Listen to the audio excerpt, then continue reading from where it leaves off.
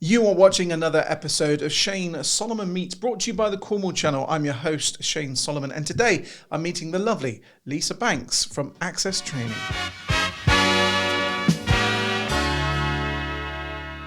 So, do you know someone aged 16 to 24 with a disability who's looking to continue to learn and ultimately try and find work? Well, you are listening and watching to the correct podcast, because I'm joined with Lisa Banks from Access Training, and we're going to be talking just about that. But how are you, first of all? Oh, I'm all right. Yeah, not too bad. Good. Well, you're looking well. That's always the main thing. Now, I just want to say a massive thank you to you and your family business for supporting the Cornwall Channel for so many years now. We've enjoyed making videos for you guys. Love what you do. But today we're here to talk about two programs you've got running at the moment, but there's one main one, isn't there? So can you just tell me a bit about that? Yeah, so we're currently running the ULearn programme for young people who are aged 16 to 24, who have special educational needs or disabilities with an education, health and care plan. The programme's designed to get them back into employment or alternatively back into college or other education opportunities. So it's really, really, really fun programme. So how long is the program going to run? Are we talking weeks, months, years, what? When a learner joins the program, they'll join for 12 months and initially, and then there's an opportunity for that to continue past the 12 months if they're making good progress on the program. Okay. So people watching this now, and I think you just touched on your opening kind of few words, what kind of qualifies someone with a disability for this program? Let's make that clear. So the program is classed as a further education program. It is treated exactly the same as a learner who would be looking to go into college. So they have to be aged between 16 and 24 years old. And they also have to have an education, health and care plan, which ensures that they're supported correctly throughout their time on the programme to enable the right provision to be delivered. Now, we've filmed down at your wonderful offices in St Austell a few times and seen the work that you're doing down there. Can you give me any examples of successes, some stories of, people coming onto the course who's ultimately got into work? I mean, that'd be great. Yeah, we've got several learners over the last few years that have gone into work. In the last 12 months, we've actually had a learner go on to university. They needed a bit of additional support with learning how to look after themselves, independent living, and those sorts of things. So they actually went into university, into higher education to study media and television. There was also another learner that we've been working with for quite some time who's gone into a gardening job this year. And that has been absolutely fantastic. He's been able to really, really progress with confidence, built an awful lot of confidence, and is now really looking at a brighter future.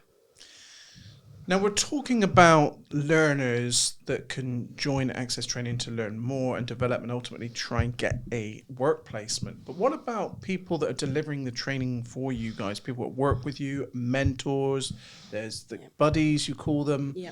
What opportunities exist for people watching who might want to get involved? There's an awful lot of opportunities from work we do with employers, which involves supporting learners through either visits to workplaces or also to have a work placement with that particular organisation.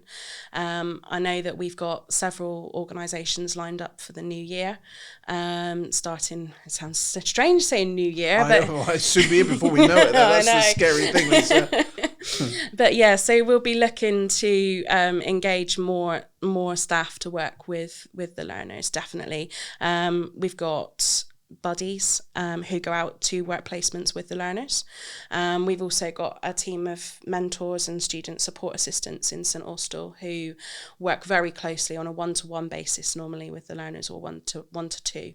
That's one thing that it does sort of make itself a lot clearer with our programme, is that we work with the individual on what they want to do and what their individual goals and aspirations are. So we're able to look at moving forward with the learners' individual goal for their future. So we'll work as a buddy. You could go out and literally work anywhere with the learner. I've got to ask at this point, so the role of a buddy, is this a volunteer role? Is it a paid role? What? Yeah, it's a paid role. Okay. Yeah.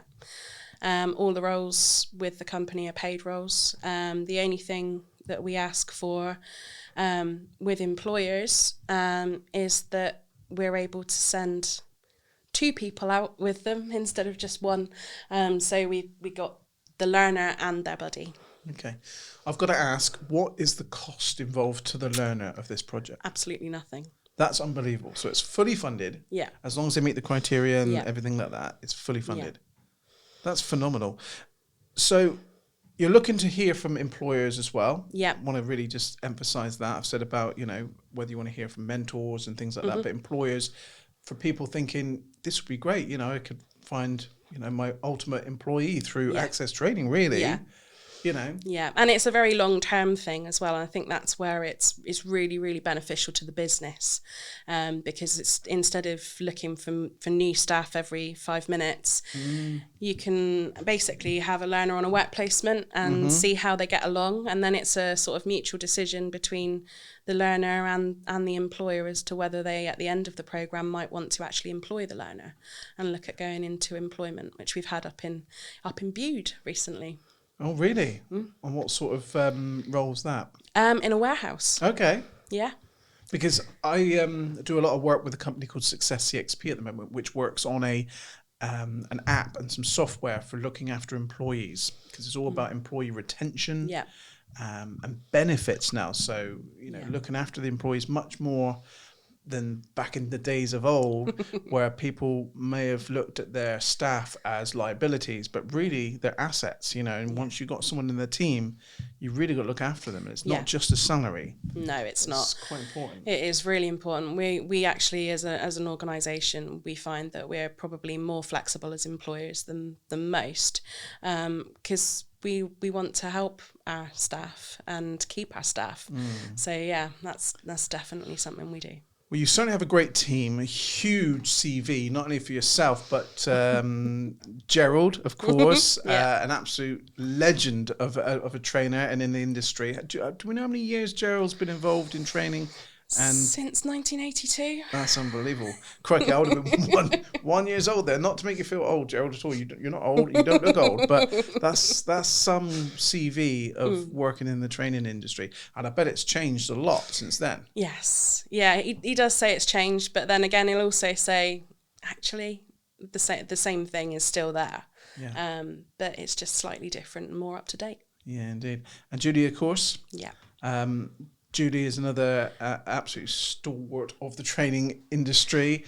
And I think what you guys do is amazing. And like I said at the start, we're very grateful for your support to the Cornwall Channel. We couldn't broadcast and do all the things we do without businesses like yours supporting us.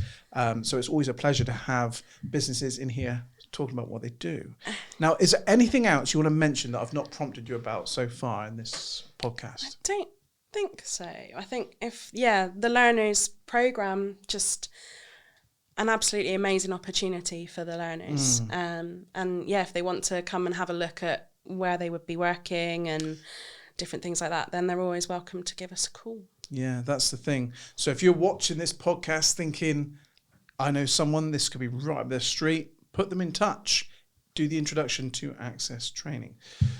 Well, Lisa, thank you so much. This is probably the first of many podcasts now. Now you've been up here. It's the first time you've been here as well. It is, yeah. I can't believe that. Yeah. I can't believe that. So my fault, your mistake for not making that happen sooner. But on behalf of myself and Lisa, we will see you in the next podcast. But make sure you contact these guys, follow them on social media. And if you know of anything going on interesting here in Cornwall, please let me know by sending me an email, shane@cornwallchannel.co.uk. Well, until next time, we'll see you soon.